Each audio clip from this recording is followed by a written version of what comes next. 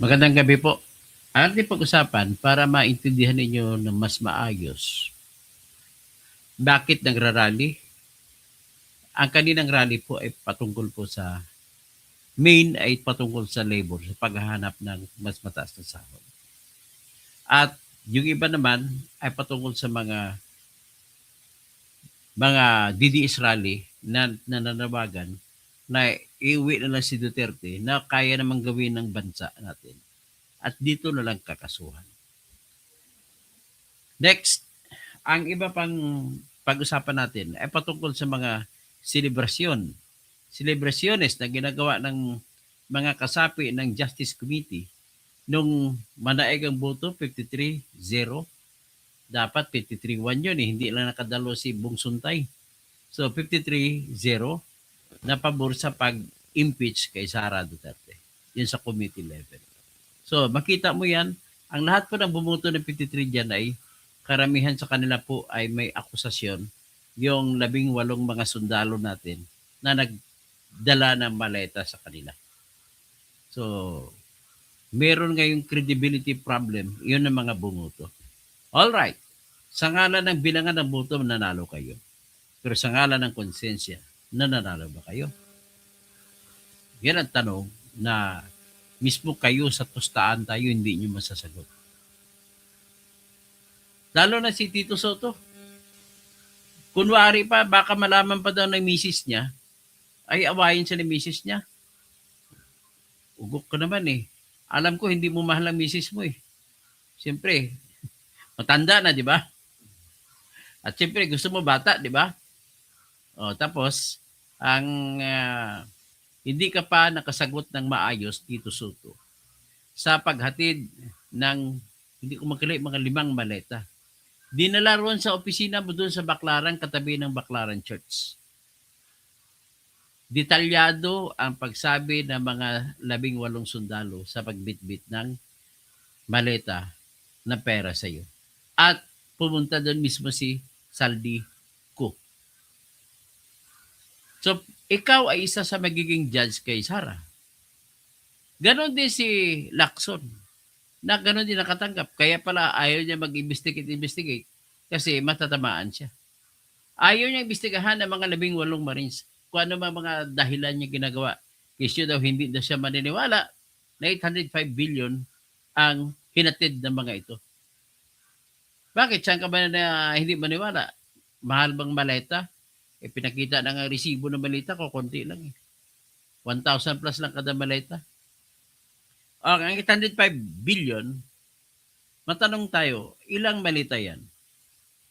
Sa isang malita, sabihin natin ay nag-average mga 40 million. So, ang 805 billion, ibawasan natin, i-divide natin sa 40 million. Kasi, 805 billion.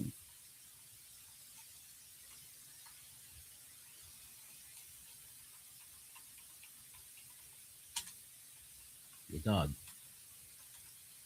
40 million na lang bawat isang maleta.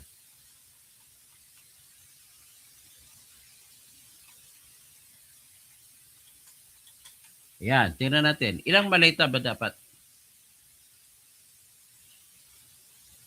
So, ang katwiran ni Lacson ay hindi daw, imposible daw.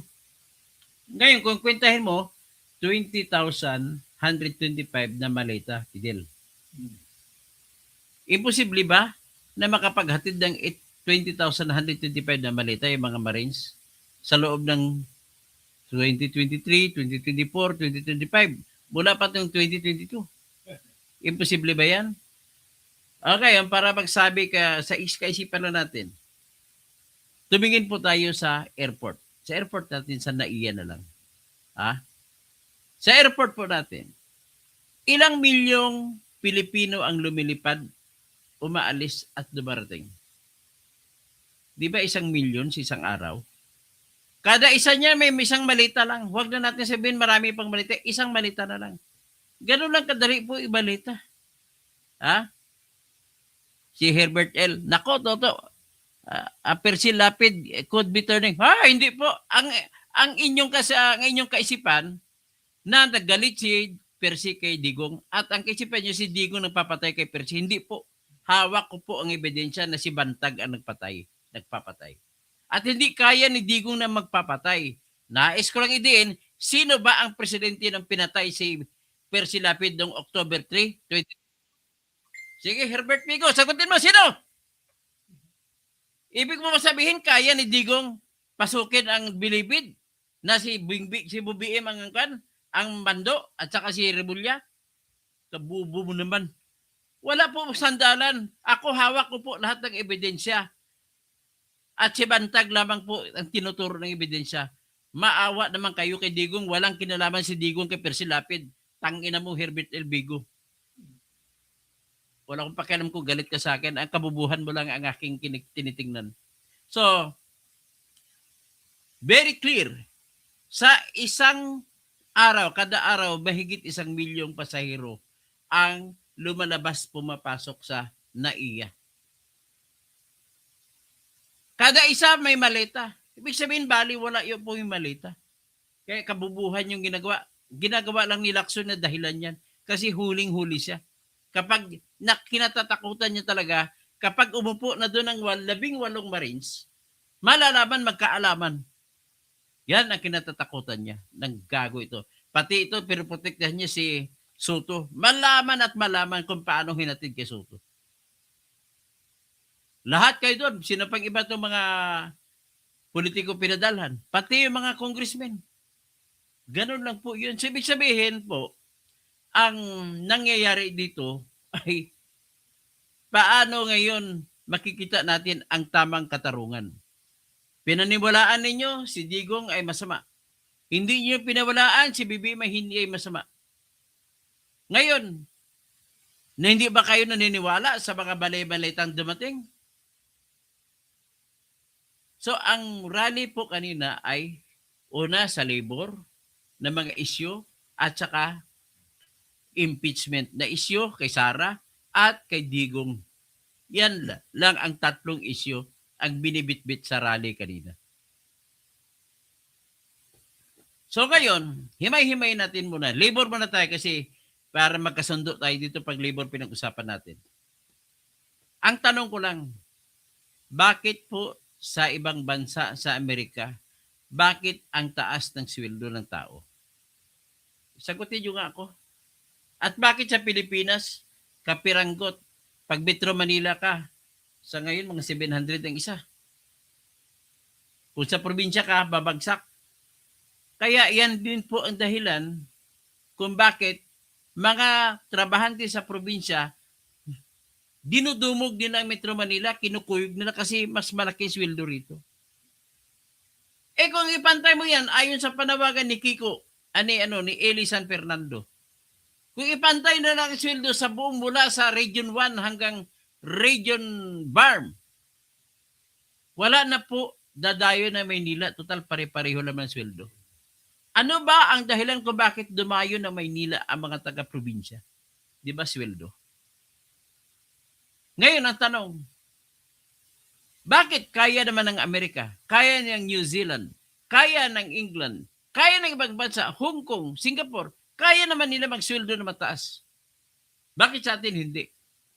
Kasi ang ating pamahalaan po, mula pa nung unang panahon, kahit sa panahon ni Duterte, ay ang tawag dyan, natatakot sa mga negosyante. Ang mga negosyante po natin ay kunting gulo lang yan, sasabihin sa presidente, ay magsasarap po kami kapag pinilit.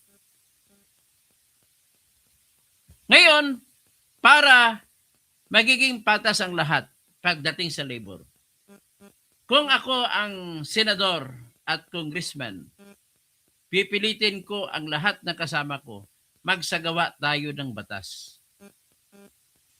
Ano ang batas ipagsagawa natin? Gagawin natin ganito, kasimple. Para wala ring reklamo ang mga sino mang gusto magnegosyo sa Pilipinas. Ang kinatatakutan niya, malulugi siya. Ganon lamang po. Hindi sa kanya problema kahit maliit lang kita basta kumikita. example lang tayo. Dapat mag-identify din tayo ng ating sariling industriya. Dapat kaya naman ng Pilipino gumawa ng solar panels. Bakit hindi natin gawin yun? Kahit hindi na natin ibenta sa ibang bansa, sa atin na lang. At mabili ng mga lahat ng mga mamamayan, mababawasan ang gastos ng bawat mamamayan sa kuryente. Asar nga ako ngayon, 21,000 ang singil ng Meralco. Ay, na dati 15,000. Bakit umangat sa 21,000? Kinikwento ko lang kung paano gagawin na maiangat natin ang sweldo ng tao. So ngayon, para naman magiging massive ang ating economic activity, pangunahan ng gobyerno. Imbis na ipundo ko yan sa flood control, ang gagawin ko, magbukas ako, kakapital ang gobyerno. Magtawag ako kung sino mga magagaling na mga pribadong tao. Ito pera ng gobyerno. Sino ang gusto magnegosyo? Negosyo ng tayo ng solar panels. Private! Wala ko akong problema. Ito ang kapital. Walang interest. Kasi kung makadiretso na yan, saan kikita ang gobyerno? Kikita ang gobyerno sa mga sweldo, sa mga kada bili, sa kada transaksyon. Para malaman nyo kung gaano kahalaga ang transaksyon. Kada bili mo ng isang pandesal, yan ay, sabihin ni isang supot ng pandesal, magagasta mo ay 20 pesos halimbawa. Sa 20 pesos mo, magkano yun na pupunta sa Pilipinas, sa pamahalaan? Sabi mo na lang, 2 piso. So, ang iba naman, binibenta iba-iba yung mga bagay. Ang objective ko kung ako ang presidente ng Pilipinas ay magkaroon ng 10 milyong transaksyon kada araw. So halimbawa, kada benta, kikita na 2 piso ang Pilipinas, ang pamahalaan. So kung may 20 million na transaksyon sa isang araw, 20 million times 2, that is 40 plus 0, 400 million a day. Yan ay kung 20 million lamang ang transaksyon. Pang Manila pa lang, sa Manila, mahigit 5 million ang transaksyon sa Manila sa isang araw. So ilang lungsod yan? Ang ibig sabihin, it is so easy to see na 100 million ang transaksyon sa buong bansa kada araw. So kung 100 million, kung kikita lang ng piso ang bayan natin, ay 100 million. Nakadikita 2 piso sa kada transaksyon, 200 million. Kung gagawin natin 3 pesos, 3 times 300 million a day. Hindi pa dyan ang nagpamamahala, hindi pa dyan kasama yung kinikita ng pamahalaan sa langis at diesel. Ladies and gentlemen, walang ibang dahilan kung bakit tumataas ang presyo ng diesel at saka gasolina. Gobyerno lang po. Bakit? So ito, may 400 million na tayo. Kung akong presidente, ganun gagawin ko, paramihin ko. Para dumami naman ang transaksyon, ang gobyerno ko, na ako presidente, magpapatayo ako ng maraming factories. Factory ng solar panels, factory ng battery, kasi kailangan mo sa solar panel. Factory ng inverter. Kaya ng Pilipino gawin yan eh. Tapos, kaya na natin gumawa ng factory ng mga e-bikes. Factory ng mga e-cars. Kaya natin gawin yan. Ang dami natin mga tao magagaling gumawa ng ng mga sasakyan. Di ba? Ganun ako kasimple. So, ibig sabihin, hindi lang po 100 million transaksyon na nakikita ko sa buong Pilipinas sa isang araw. Pag yan ay napatupad ko. Sabihin na natin, tatakboy na mga 400 million transactions. Kung tag-piso, di 400 million a day. Kung tag-2 piso, kikitain natin 800 million a day. Ngayon, ito naman sa gasolina, kung bakit sabi ko nagmamahal ang ating gasolina at krudo, walang ibang sisihin kundi ating gobyerno. Bakit? Kada litro po, naniningil ng excise tax sa gasolina, kada litro ng gasolina, 10 piso. Sa krudo, excise tax, 6 pesos. Dito muna tayo tumingin sa excise tax. Ilang milyong litro ang binebenta sa Pilipinas kada araw? Gasolina, pag-usapan natin. Sa gasolina po ay 15 million liters a day. So 15 million liters times 6.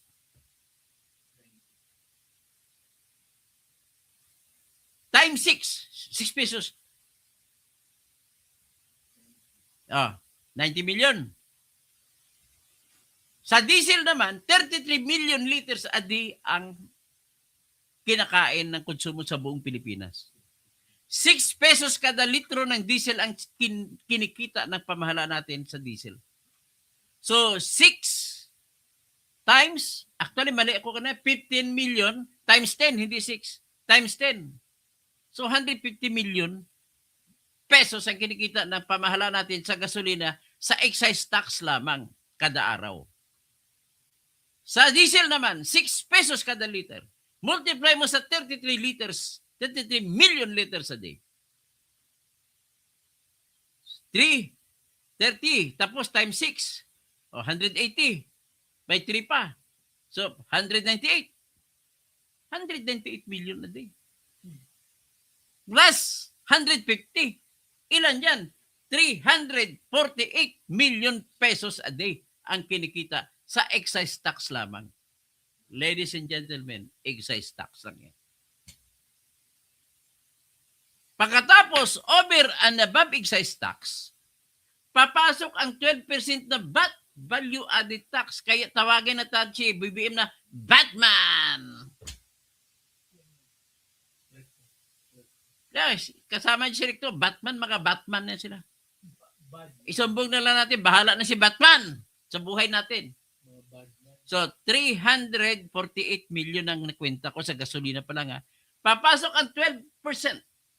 Paano maglalaro ang 12% sa gasolina? Ganito po yun. Ang original na presyo nagbenta ng mga negosyante, halimbawa, 60 pesos per liter ng gasolina. Plus, sinabi ko may 10, so magiging 70 pesos. 70 pesos, saka mo palang i-multiply ang 12%. So, 12 times 7, that is 70 plus 14, 84. So, 8 pesos at 40 centavos kagad. Plus, dagdag mo pa yun sa, ang laki-laki po ng kinikita, sa totoo kwenta lang, sa kwentasyon ko lang. Hindi na kailangan ng Pilipinas mangulikta ng buwis para may pagpatuloy ang pagpatakbo ng Pilipinas. Tingnan natin, magkano ba ang ating pangangailangan pera ginagastos ayon sa kasalukuyang budget. Kasalukuyang budget natin po ay nasa 6.7 trillion. 6.7 trillion, kwentahin natin. Kung magkano kada araw ang kailangan natin.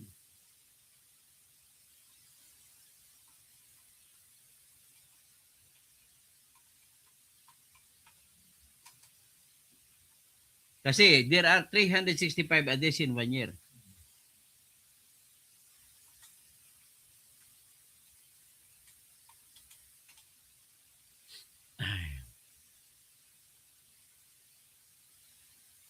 Ito, tingnan natin ang sagot ng AI.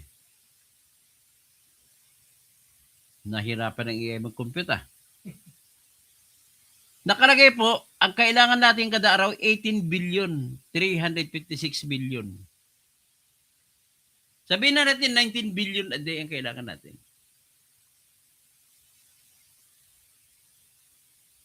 Yun po ang nakikita natin. Dami pang pagkakita ng iba. Chicken pie. Kung akong presidente, chicken pie. Tapos may kikitain ka pa na kasi magiging masigla na ngayon, marami nang kumikita, kaya nang bumili ng lupa, kaya nang bumili ng isang unit, kahit sasabihin mo sa billiard company o ano. Sa kada kita naman, ganito po yun. Magkano kinikita ng pamahalaan natin sa kada benta ng lupa?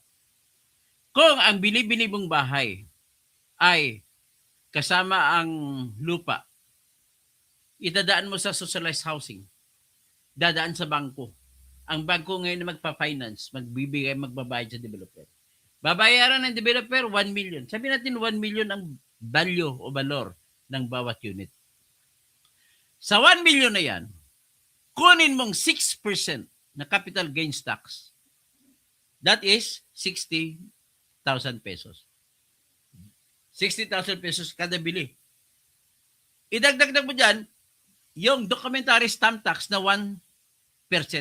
So maging 70,000 na. Idadagdag mo dyan yung kikitain ng transfer tax, another 1%. So maging 80,000 pesos na. Idadagdag mo dyan ang ibabayad sa Registry of Deeds, application fee, pagpa-transfer ng pangalan dito, another 10%. That is 90,000 sa kada transaksyon ng isang bahay. Binibili ng mga manggagawa, nagbabayad ng buwanan sa pag-ibig. Ang pag-ibig naman ang nagbabayad ng buong presyo doon sa developer. Ang dami-daming kikitaan natin. So, ang tanong ko, bakit hindi tayo makapagbigay ng sweldo na mataas? The only way for me to be sure na yung lahat ng Pilipino ay makasweldo ng patas sa buong Pilipinas, Region 1 ka man, 2 hanggang sa Tawi-Tawi, patas ng sweldo, ganun din, para walang ibang tao na dadayo ng Maynila. Pag doon ka, malaki ng kita mo, kapag sa Tawi-Tawi ka, murang isda, kasi may dagat. Malaki yung sweldo mo, kaparehas ng sweldo mo sa Maynila. Ayaw mo na umalis ng Tawi-Tawi. Kaya nga, ang nangyayari po, sa mga swelduhang pulis at military, mas gusto nila naka-assign sa probinsya sa ngayon. Bakit? Pare-pareho ng sweldo ng PO1 eh. 40,000. Pag sa Maynila ka, PO1 ka, 40,000. Sa tingin mo, mailampas mo ba yun sa isang buwan? Kung ang asawa mo, isa lang, huwag ka na magdalawa. Tapos may anak ka pa, 3. Kaya mo ba ilampas yan? May babayaran ka pang upa. Babayaran kuryente. Babayaran tubig. Lahat, babayaran, bibili ka pa ng damit ng mga anak mo. Papaaral mo pa yung mga anak mo. Pero kung parehas ang sweldo, siguro wala ng pulis na magre-report sa Metro Manila. Lahat probinsya na pupunta. Kasi mura pagkain sa probinsya. Tama ba ako, Fidel? Precisely.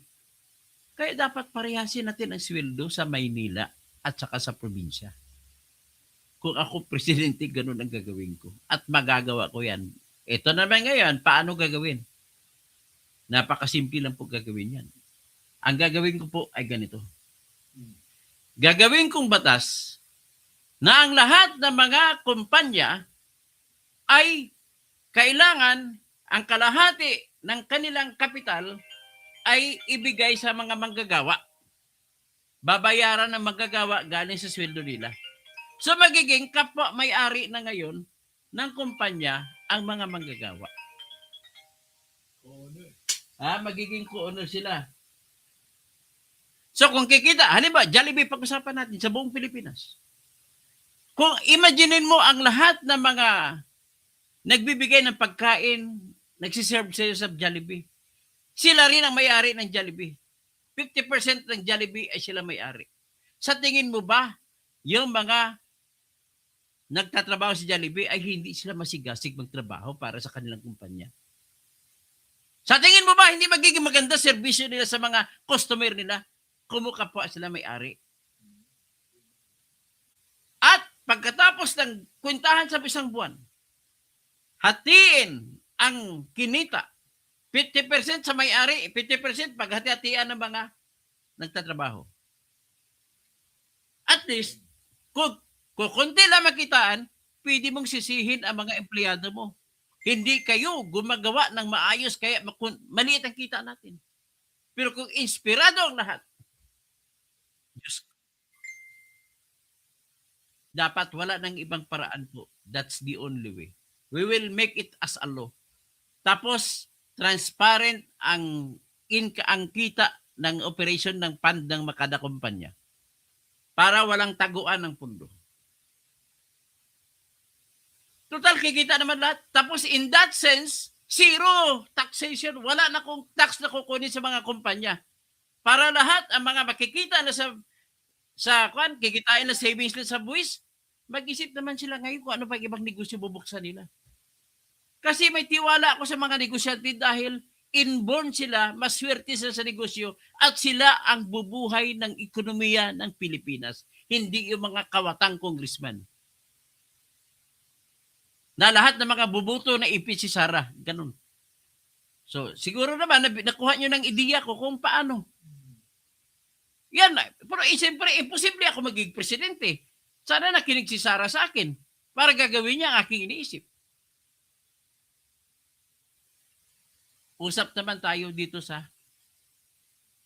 tungkol naman sa impeachment ni Sara. Kay Duterte sa ICC, parang ano lang yan, hopeless ako dyan. Alam mo bakit? Nakatanggap kasi ng pera yan eh. Yan ang issue, hindi nyo ba alam? Yan ngayon ang issue na namumuo sa ICC. Yung $2 milyong na binigay sa kay Chantal Daniels, ang hepe ng ICC ng mga investigador na pumunta rito. Hindi nila, akalain mo, kahit anong baliktarin ko ang batas ng ICC ng Rome Statute, wala talagang jurisdiction ng ICC. Pero binababoy nila. Ang ginawa nila, appeal to emotions. Ang emotions sabi nila, paano na lang? Kung papayagan natin na walang jurisdiction ng ICC, edi maraming ibang bansa ang susunod at nagagawin ang ginawa ni Duterte. Pero ang pangkontra dyan, the law may be harsh, but it is the law. We must follow the law. At ang batas nagsasabi, kapag hindi na member ng Rome Statute ang isang bansa, hindi siya pwede kumaso sa kahit sinong mamamayan ng bansang iyon. Itanong niyo sa mga abogado ng mga makakaliwa, kay Joel Butuyan, kay Gabriel Andres, kay Christy Conte.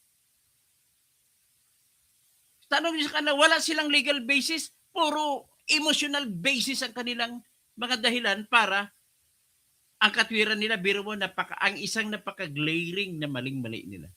Inaamin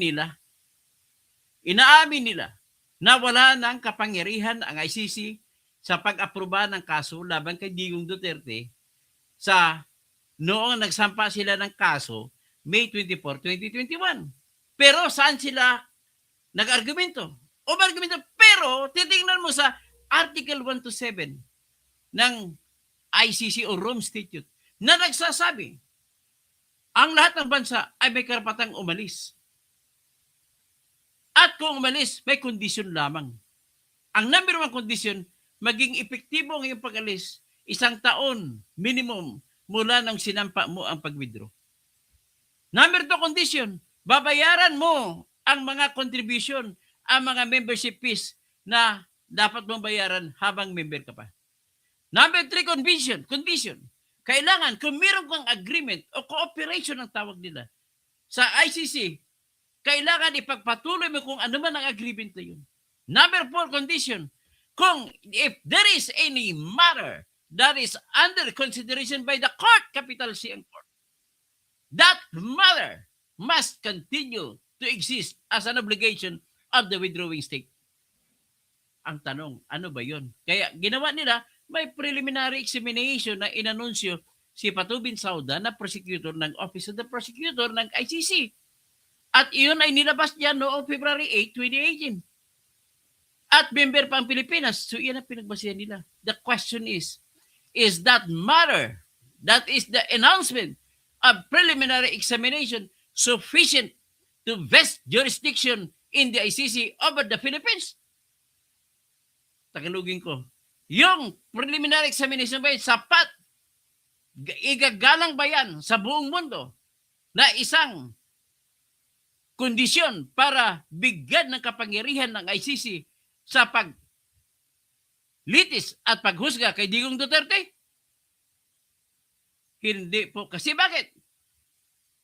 It is accepted as the generally accepted principles of international law that criminal law must be interpreted strictly in favor of the accused. So, ibig sabihin, kung may duda, pabor sa akusado. Ikaduda-duda, ano bang ginagawa sa examination? Magsasarp siya para kang pulis. Mag-investigate ka, may murder dito sa Maynila nangyari. Halimbawa, pulis ka ng Maynila, investigador ka. Ikot na ikot, dami mo na nakuha. Ibig mo ba sabihin yung nakuha mo, sapat na may magbigay ng jurisdiction sa taong iniimbestiga mo? Hindi, kailangan isampa mo pa yun sa piskal. Ang piskal isasampa pa sa court kung may ebidensya siya. That's the time na magkaroon ng jurisdiction.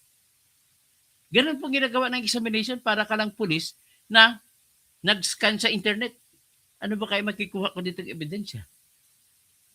Unless and until you file your case complete with the evidence you gathered that are sufficient in themselves to stand the scrutiny of probable cause, i-file mo. Ngayon kung sa Pilipinas, ang kasong murder or rape ay pwede mong isampa sa 20 years lamang. May tinatawag na prescription. Yung prescription dalhin mo sa international law, walang prescription sa international law, pero meron silang tinatawag that you cannot acquire jurisdiction over one state without the consent of that state. The fact na nag-withdraw Philippines, the Philippines did not give its consent to be charged. That is the basic principle in international law. The only thing and the only way for you to charge another country is for that country to give its consent to join the case.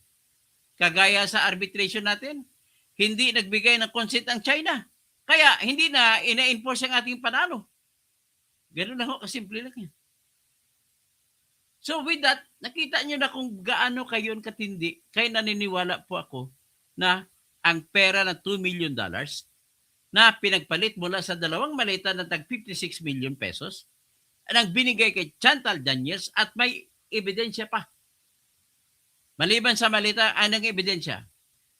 Ang mga damit ng dalawa na mga taga-ICC investigator, imbes na ilagay nila sa kanilang maleta at umuwi sila, anong nangyari? Hindi na magkasya kasi puno na ng pera.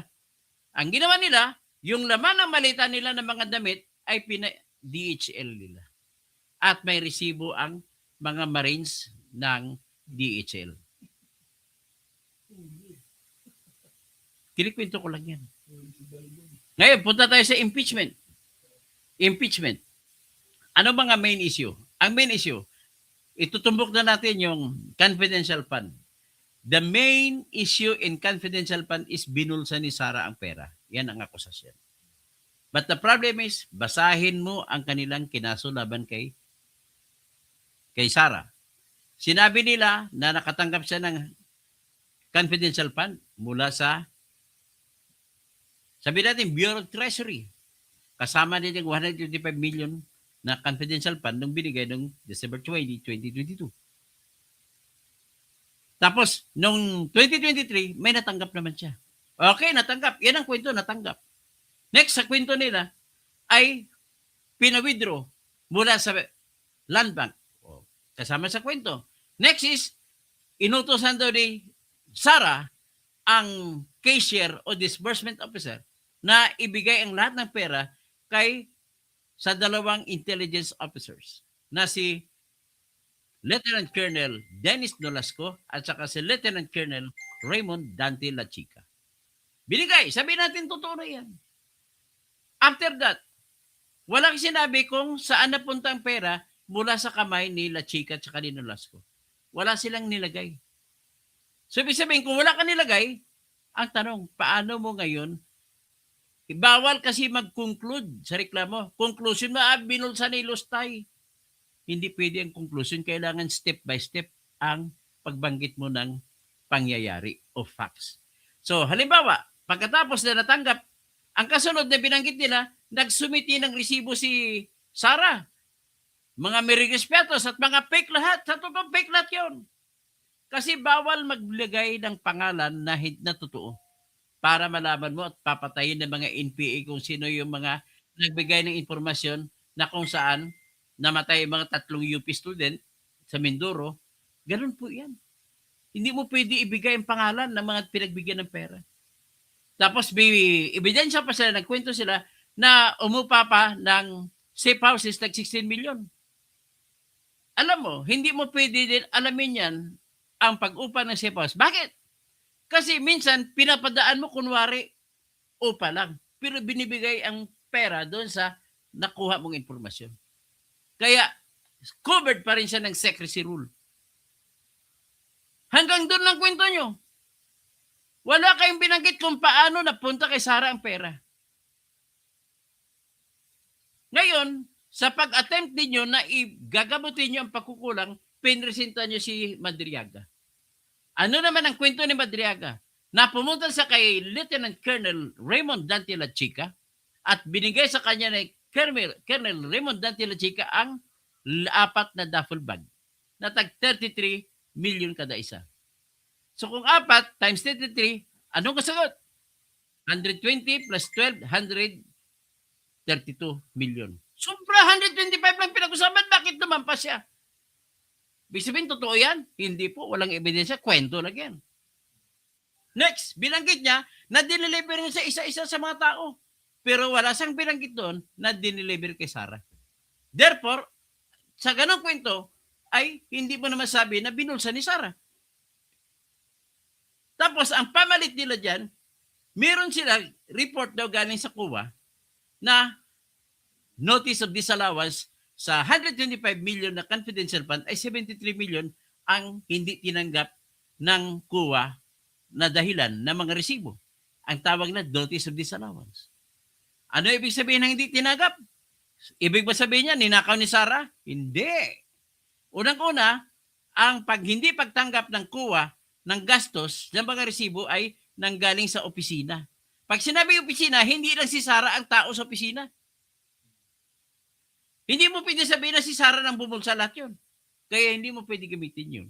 Tapos kung sabihin mo na 73 billion lang ang nawala, kontra na yan sa deklarasyon ni Madriaga na 133 million pinagpakalat niya na. Kung maniwala tayo kay Madriaga, hindi totoo yung 73 million na notice of disallowance. Tama? Di ba? Natindihan nyo? So ngayon, pagpipilitan natin ang dalawang yan magbunggu-bungguan, alin dyan ang paniniwalaan ng mga senador? Wala. Kung walang paniniwalaan, acquitted. Punta naman tayo doon sa istorya na yung sinasabi niyo 6.7 billion. Hoy, yung 6.7 billion ay pinag-ipon na transaksyon sa loob ng 20 years. Mula 2005 hanggang 2025. Ngayon, ang pag-ipon na transaksyon, ganito po yun. Pag meron ako 1 million, i-deposito ko sa ngayon, may report na ako sa AMLAC, 1 million, toto, tirador, 1 million transaction. Isang transaction kasi more than 500,000. Basta more than 500,000, nire-report yan. Mamayang hapon, winidraw ko 1 million. Report na naman ako sa AMLAC. Toto Kausing, nag-withdraw ng 1 million. So 2 million na lahat ang nakatali sa aking record sa AMLAC. Kinabukasan, dineposito ko ng 1 million. Ayun, report na naman sa AMLAC. Nagdeposito 1 million. So 3 million ang lahat ng transaksyon niya. 3 transaksyon. Pagkahapon, winidraw ko. I-report naman automatic sa AMLAC. Kasi lampas 500,000 o toto tirador. Nag-withdraw ng 100,000, 1 billion. So naging 4 million na transaksyon. On and on and on and on. So ibig sabihin, sa isang araw, pwede kong gawing 10 million deposito at saka withdraw. So kung 365 days, 365 million yun. Ganun ako kasimple yan. Kung i-times 2 ko yung 365, madali ko na makuha 1 billion isang taon. So ngayon, may tinatawag na inflows at outflows. Pinakita nila ang outflows. Mas maliit ang labas ng pera, ang withdraw, kumpara sa pasok ng pera. Ang tanong, tama ba yan? Ang sagot, hindi po tama. Bakit? Kasi hindi naman nire-report ang mga transaksyon na mas mababa sa 500,000. Kung nagkaroon ako ng 400,000 na transaksyon, marami. Umabot sa 5 billion sa loob ng 20 years. Kaya nga po, ang puntos ko lang po dito ay Kung ako ang abogado na maghahawak sa kaso ni Sarah, simple lang depensa ko. Sige, magpresenta kayo ebidensya ninyo. Tapos magtatanong na lamang ako. Fidel, magtatanong na lang ako. Oh, magkanong na-establish ninyo na kinuha ni Sarah sa mga transaksyon na yan? Magkano ba bulsa? Ano ang ebidensya pakita nila para malaman nila kung magkano? Ladies and gentlemen, kung hindi mo malaman magkano ang binulsa, hindi mo pwede sabihin na mayroong unexplained wealth. That is the law of certainty. You can only say that there is this unexplained wealth if you can say to me with proof beyond reasonable doubt na ganitong halaga ang binulsa mo. Ipasok naman natin ngayon sa salin. Nakalista sa salin. Ba, tumaas. Ibig ba sabihin, terere doon, pag tumaas, anong ibig sabihin yan? May presumption na ba na masama para kay Sarah? Sagot, hindi po. Ang presumption na naroon sa ating batas ebidensya, ang lahat ng tao ay ipinapalagay na gumagawa ng kanyang mga bagay-bagay at kanyang mga negosyo sa ayos na paraan. At kung sino man magsasabi na hindi maayos, siya ang may obligasyon na magpapatunay na hindi nga maayos. Ang tanong, kung makikita mo lang sa salin, pwede mo ba malalaman dyan kung alin dyan ang lehitimong kita at alin ang hindi lehitimong kita? On the other side, kung ako naman abogado ni Sarah, simple lang gagawin ko, Your Honor, si Sarah, nagdideposit sa bangko. Kayo, Your Honor, ay nasa maleta. Oh, ano? Nilagay sa maleta para hindi mababasa sa AMLAC. In other words, I am only telling you, napakahirap patunayan ang kaso na unexplained wealth o di kaya yung failure, may pagkakamali ba si Sarah?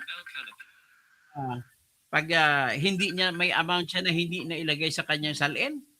Para malaman mo meron yan, dapat i-establish mo with certainty and beyond reasonable doubt kung magkano ang pera na hindi sinama sa salin. Better yet, mas madali, mapatunayan kung nakakita ka ng subdivision, lote, at least may lot number, may title number. Pag ma-establish mo na hindi nakalagay sa salin, yun, panalo kayo labang kay Sarah. Pero pag pera, ang pera kasi is common yun. Hindi mo malalaman. Pag nag-ipon-ipon ng pera, kumingling will defeat you. Ikita nyo ng dahilan? Ganun lamang po ang nasasabi ko. Tapos, ito naman, yung mga kampo ng mga demonyo, pakita ko. Akalain nyo, nung manaig sila lang nagbubuto. Sila lang nagsasabi na may probable cause na nagkasala si Sarah. Sila lang sa isip nila yung, pero kulang-kulang sila ebidensya. Kinuwento ko na sa inyong ebidensya. Lalo na itong mga, may isa pa kong babanggitin. Itong grave threat daw. Paano magka-grave threat yan? Nagpakabubo kayo ng mga abogado kayo. Ang grave threat, nakadefine po sa Garma versus People of the Philippines na dinesisyonan ni Justice Ami Lazaro Javier noong 2022 lang. Anong kwento? Ganitong kwento.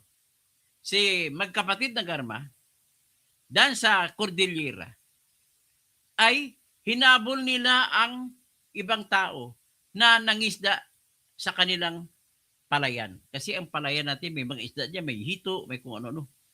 Nanguha ng mga isda. Hinabol nila. Pagkatapos, sinagot sila nung hinabol na. Bakit kami hinabol? Bata po kami ni Fidel de la Cruz. Ang dalawang magkapatid na Garma, galit kay Fidel de la Cruz, putang ina, papatayin namin yan.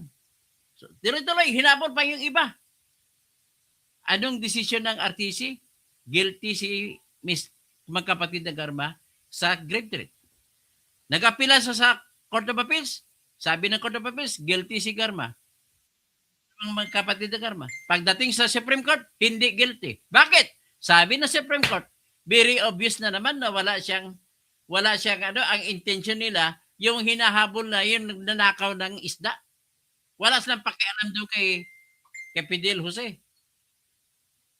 So, sabi ng desisyon ni Ami Lazaro, basta grave threat, kailangan real. Tanong, paano magiging real ang may kondisyon? Mangyayari lamang po yan pag pinatay niyo ako. So, hindi siya real threat. Okay? Yan na po masasabi ko. Well, if you will agree with me or not, it's up to you. But I'm only presenting what is logical and what must be believed in as the guide for justice. Okay? Hanggang dyan lang muna ako, pero alam ko maraming kumukontra sa akin, pero okay lang po yun. Welcome naman kayo eh. Padagdag kayo sa views ko. Maraming salamat at mag-ano na lang tayo. Happy Labor Day. Mga kaibigan ko, hindi lang tayo siguro magbayang mag-ilaw. Okay, hanggang dyan lang muna tayo, pero siguro may isa lang kong kanta ipatugtugin para sa inyo. I-dedicate ko bago tayo magkahiwa-hiwalay dito sa hangin. Bagay na bagay ito. Itong kantang ito ginawa ko. Ang musika ay kay J.K. Labajo. Pero ang lyrics sa akin. Ang title ng kanta na binuo ko ay Lampas Buwan.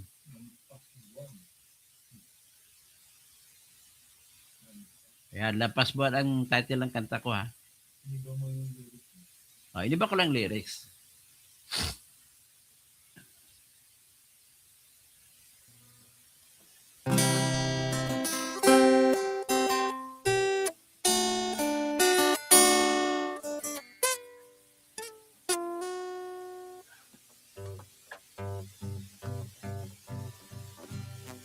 Si saldi ko dapat wasakin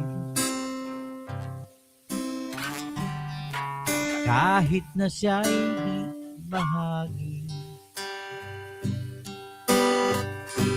Siya kayong igigisa. Sana ay katayin na. Sa'y napakaraming nakaw, lampas pa sa buwan.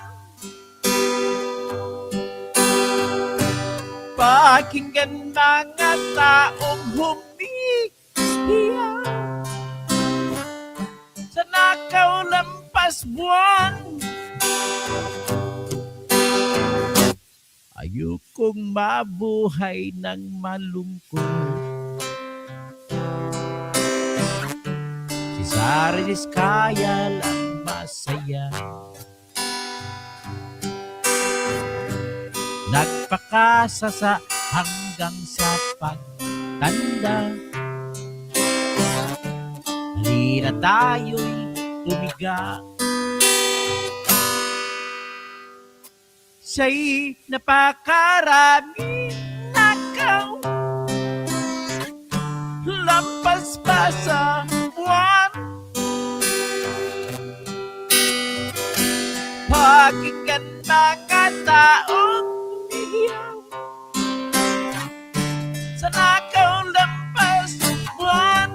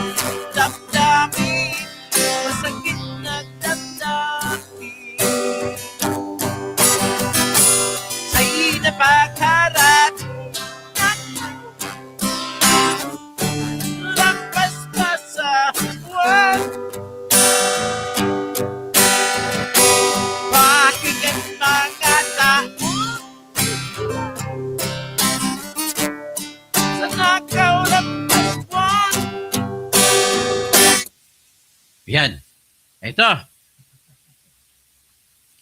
kaya ba, huwag na tayo maglampas na magnakaw ng lampas sa buwan, ha? Pero ito ngayon, pang-ending natin.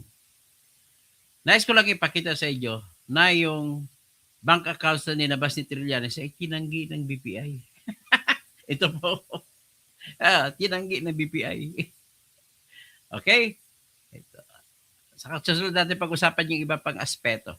Yan po, ano sabi ng BPI?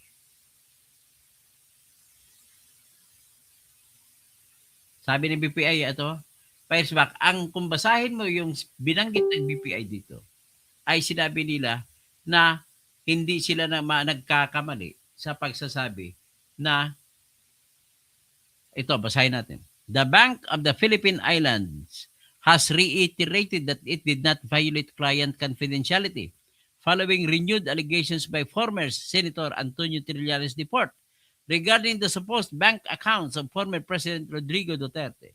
The issue, which first surfaced during 2016 elections, has gained attention again after Trillanes revived claims about alleged transactions amounting to around 211 million linked to Duterte. In response, BPI stood by its earlier findings, stressing that no breach of client data occurred. So, ibig sabihin, ano ibig sabihin?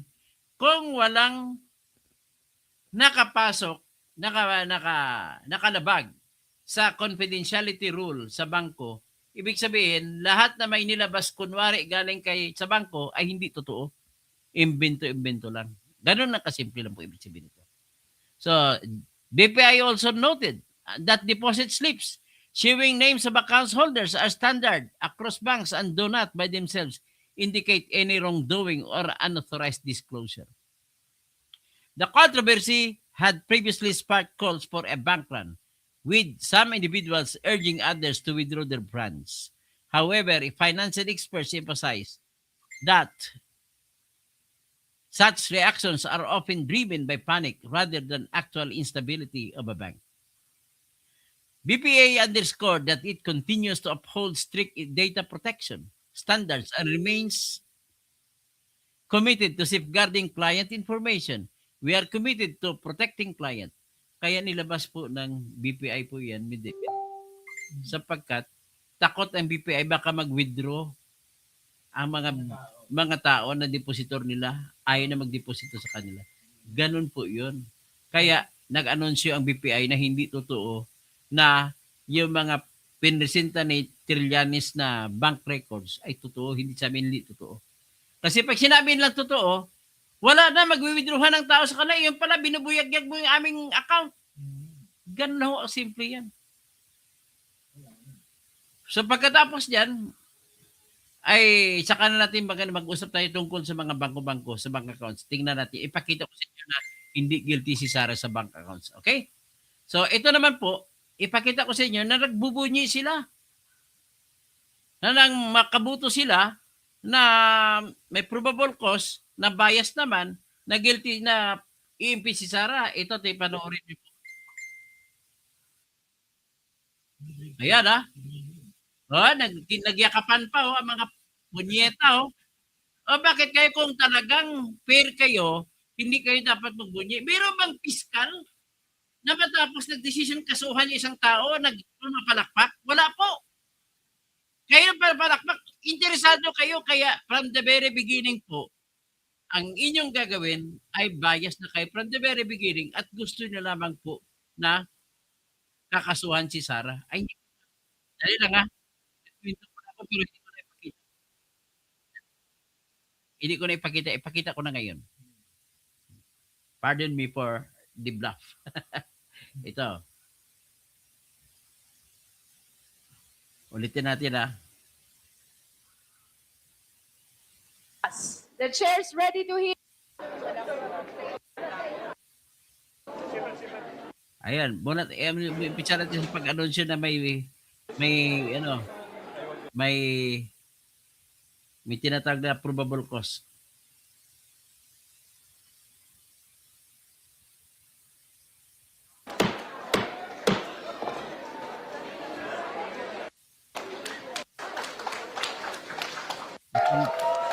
Mapalakpak pa, gusto celebrate.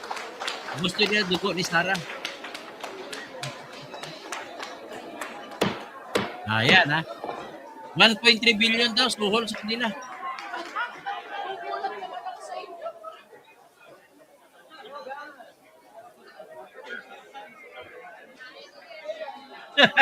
Normal ba? Wala pong Ronel na piskal na papalakpak dahil nagdesisyon sa nakasuhan ng tao. Ang piskal na patas ay hindi po ganun ginagawa.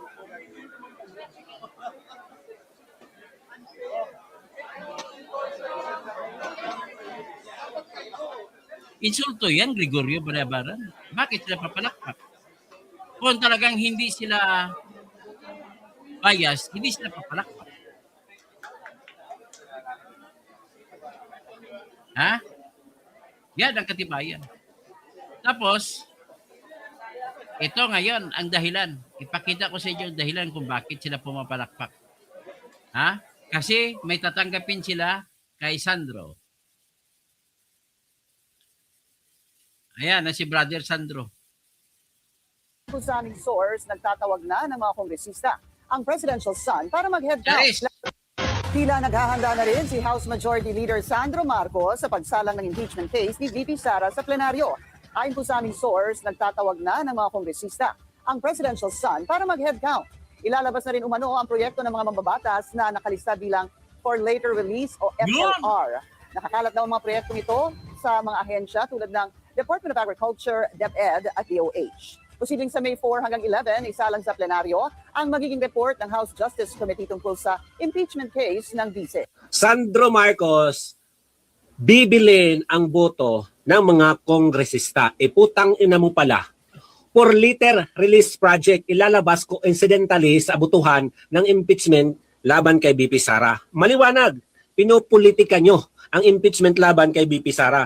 Wala namang kasing pipirma dyan. Sa impeachment, hindi kayo makakabuo ng 1/3 na pirma kung walang kapalit. Maliwanag na pinopolitika nyo. Mga putang ina nyong buayang kongresista. Hindi kayo marunong lumaban ng patas. Walang coincidence dyan. Gagawin nyo talagang pambayad yung pera ng taong bayan para pumirma yung mga kongresista. Hangal, ugok, charis. Charis. 50 billion pa na nakahold kasi Okay. talagang Papakita natin hinihigpitan yun.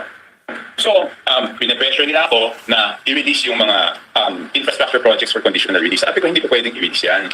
Kasi nga, tinitignan pa kung yan ay mga legit projects. Yep.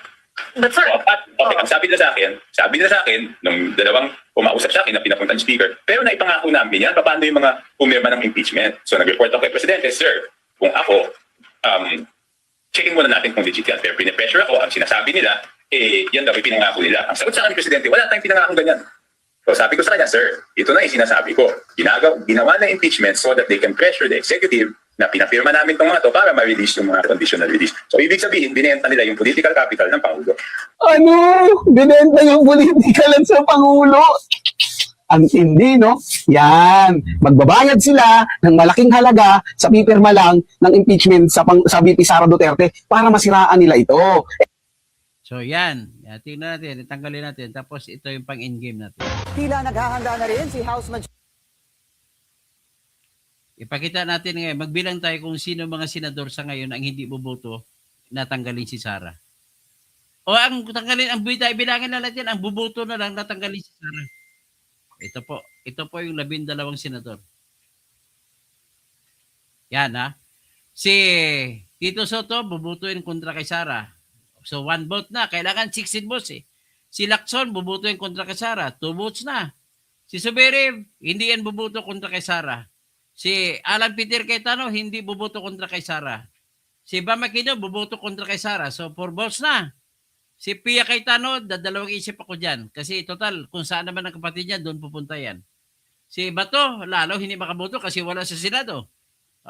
Tapos si Erap, si Estrada, hindi rin buboto ito. So ilang boto pa lang sila? Balitin ko.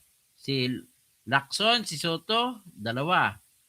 Si Bam Aquino, 3. Si Rizal Tiberos, 4. Wala na ako nakita eh. O si Kiko, 5. O 2 tulpo, 7. O wala, yung mga bilyar, hindi naman bubuto sa kanila to.